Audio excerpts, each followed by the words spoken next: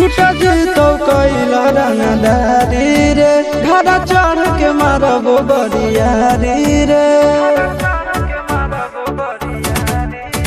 छूटा जीतो कैला रंगदारी रे घड़ा चढ़ के मारबो बरियारी रे तोरा बाप के न तोरा दादा के चिन्हबो बेटा सब गोली मारबो ताएगो गिनबो तोरा बाप के न तोरा दादा के चिन्हबो बेटा सब गोली मारबो ताएगो गिनबो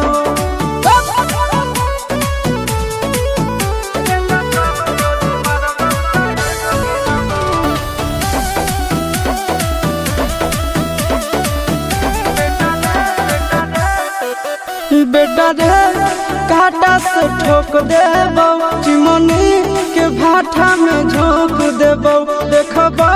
कवन बाप बचैतौ तोरा प्रशासन के गाड़ी भी रोक देबो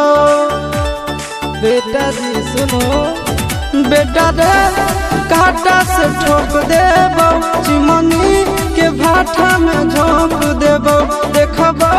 कवन बाप बचैतौ तोरा प्रशासन के गाड़ी भी रोक देबो तोरा जैसन के हम खड़े खड़े गिनबो बेटा सब गोली मारबो ताएगो गिनबो तोरा बाप के न तोरा दादा के चिन्हबो बेटा सब गोली मारबो ताएगो गिनबो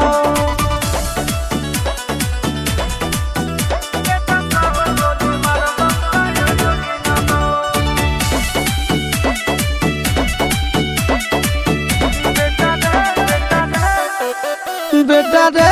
दौड़ा के बाजार में मारबो गोली तोर कपार में रंगदारी जे करम भी बिहार में गड़ देबो गंगा जी किनार में इतना मार पड़तो ना बेटा बेटा रे दौड़ा के बाजार में मारबो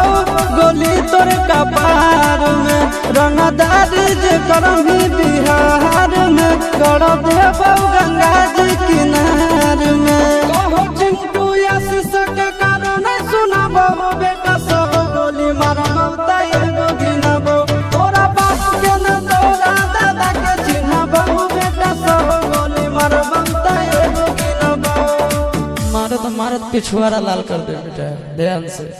बाप इधर है।